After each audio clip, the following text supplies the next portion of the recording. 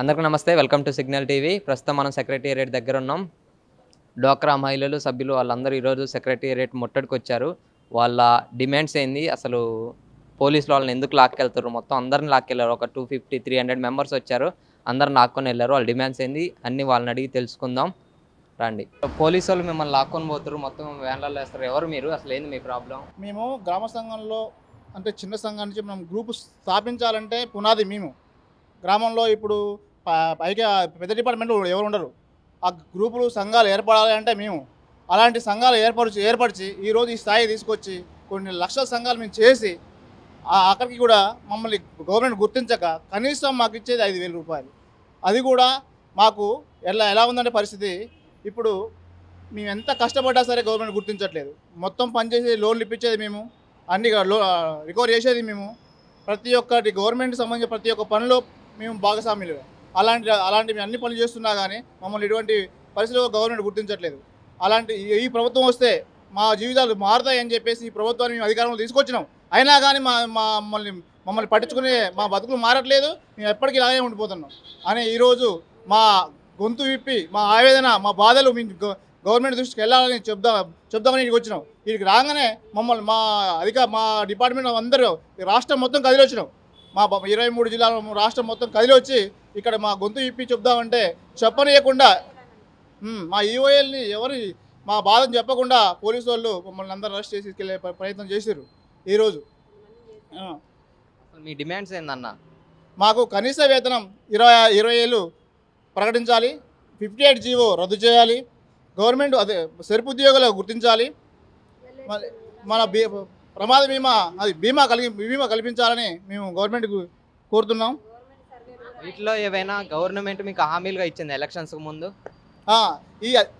ఇది అంటే ఈ కాంగ్రెస్ ప్రభుత్వం వస్తే మా బతుకులు మారుతాయని వాళ్ళు చెప్పారు. మేము అధికారంలోకి వస్తే మీకు ఖచ్చితంగా మీ బతుకులు మారుస్తాం, 20,000 జీతం చేస్తాం, మిమ్మల్ని గవర్నమెంట్కి గుర్తిస్తామని చెప్తేనే మేము అంతా కష్టపడి ఈ ప్రభుత్వాన్ని అధికారంలో తీసుకొచ్చినాం.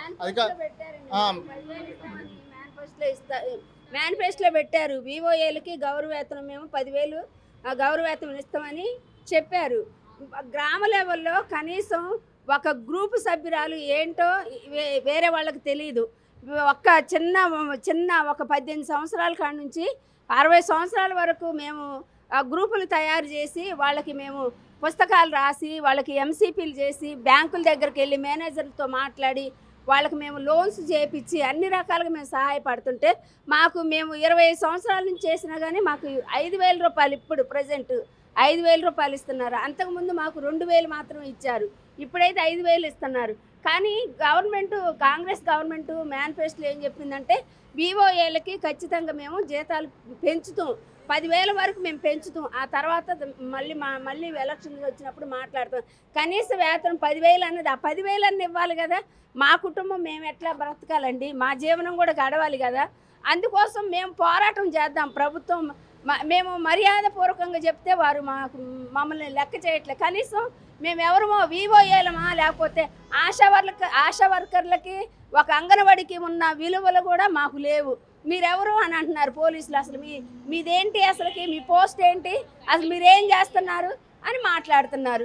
మేమేంటో కూడా తెలియని పరిస్థితిలో మేమున్నాం కాబట్టి మేమేంటో ప్రభుత్వానికి తెలియజేయాలని మేము ఈరోజు సమైక్యంగా కూడి 23 జిల్లాలు మా వివోఏలు అందరూ కలిసికట్టుకు వచ్చి మేము ఇక్కడ పోరాడుతుంటే ప్రతి ఒక్క లేడీ పోలీసులు రావటం నా చీరంతా గుంజేశారండి. నేను పాప సంఖలో ఉన్నా కానీ ఈ చిన్న పాపను తీసుకొని నేను వస్తే నా సంఖలో పాప ఉన్నా కానీ ఈ కుచ్చులన్నీ గుంజేటట్టుగా 8 మంది లేడీ పోలీసులు వచ్చి అమాంతంగా అందులో ఎక్కెత్తున్నారు. అట్లా పరిస్థితి అయితే మేము ప్రభుత్వంతో మా గోడు ఏం చెప్పుకుంటాం, మా మారు వాళ్ళు ఏం ఆలకిస్తారు. వచ్చిన వాళ్ళు వచ్చినట్టే అరెస్ట్ చేసి ఎక్కడెక్కడికో పంపిస్తుంటే మమ్మల్ని ఎవరు పట్టించుకుంటారు. అందుకని ప్రభుత్వ ప్రతి పథకాలు కూడా మేము ప్రతి డ్వాక్రా గ్రూపు మీటింగ్ పెట్టి ప్రభుత్వ పథకాలు మేమే చెప్తాం. ఏ గవర్నమెంట్ వచ్చినా కానీ మేమే ప్రతి గవర్నమెంట్ కూడా మేమే చెప్తాం, ఈ పథకాలు గవర్నమెంట్ ద్వారా వస్తున్నాయమ్మా, ఇదిగో పావలా వడ్డీలు వస్తున్నాయి, ఇగో మీరు కట్టుకోండి, మీరు తీసుకోండి, మన పరిస్థితి మారాలి, ప్రభుత్వాలు మనకింత సహాయం చేస్తున్నాయని మేము మోటివేట్ చేస్తున్నాం వాళ్ళని. అలాంటి మమ్మల్ని గుర్తింపు లేకుండా చేస్తే మేము ఎక్కడ ఇంకా ఎవరికి చెప్పుకోవాలి మా బాధ? ఇప్పుడు గవర్నమెంట్ వచ్చి 2 సంవత్సరాలు అవుతుంది అమ్మా. 2 సంవత్సరాలు అయితే ఇప్పుడు ఈ వీడియో 2 సంవత్సరాల తర్వాత రేవంత్ రెడ్డి చూస్తున్నా అంటే మీరు ఏం చెప్తారు? రేవంత్ రెడ్డి గారికి ఏం చెప్పాలనుకుంటున్నారు? రేవంత్ రెడ్డి గారిని మేము కోరుకునేది ఒక్కటే అండి, మా మా జీవనోపాధులు మేము బాగుపడాలంటే మమ్మల్ని కూడా గుర్తించాలి. ఇప్పుడు ఆశా వర్కర్లు ఎలా గుర్తించారో, అంగన్వాడీ వాళ్ళని ఎలా గుర్తించారో, వివోఏలు కూడా అలాగనే గుర్తించాలి. ప్రతి ప్రభుత్వ పథకాలని వివోఏలే ప్రతి వివోకి తెలియజేసేది.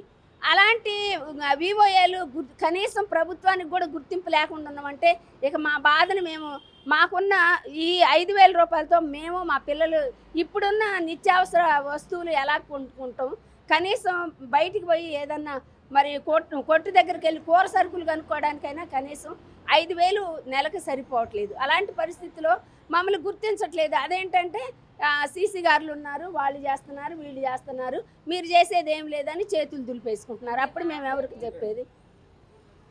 అన్ని బుక్కులు రాసేది మేము, ఆన్లైన్ వర్క్ చేసేది మేము, గుర్తింపు మాత్రం వేరే వాళ్ళకి వెళ్తుంది. కాకపోతే ప్రభుత్వ పథకాలన్నీ ప్రజల వద్దకు తీసుకెళ్లేది మేమే, పంచాయతీ ఆఫీస్ నుంచి సర్వేలు చేసేది మేమే. ఇప్పుడు ఈ గవర్నమెంట్ పెట్టిన పథకాలు కూడా ఇందిరా డైరీ కానీ ఇందిరా మిల్లు కానీ వాళ్ళకి సర్వే చేసేది మా ద్వారానే కొంతమందిని తెలియజేసాము. తర్వాత ఇందిరా మిల్లు ఫుడ్ ప్రాసెసింగ్ కానీ ఇందిరా మిల్లకి వచ్చిన వాళ్ళకి కూడా గ్రూప్లో నుంచి లోన్లు వాళ్ళకి అవసరాలకి ఇంత లోన్ కావాలి, ఇల్లు కట్టుకోవడానికి సహాయం అందించేది మేమే. అందరూ 8 గంటలు పనిచేస్తే మాకు ఒక టైం అంటూ ఉండదు. ఏ నైటు ఏ పగలు ఏ టైం అయినా ఎవరికి అవసరమైన ఎవరైనా చనిపోయినా మా పర్సనల్ ఇన్సూరెన్స్ వాళ్ళ పర్సనల్ ఇన్సూరెన్స్లు కూడా చేయించేది మేమే.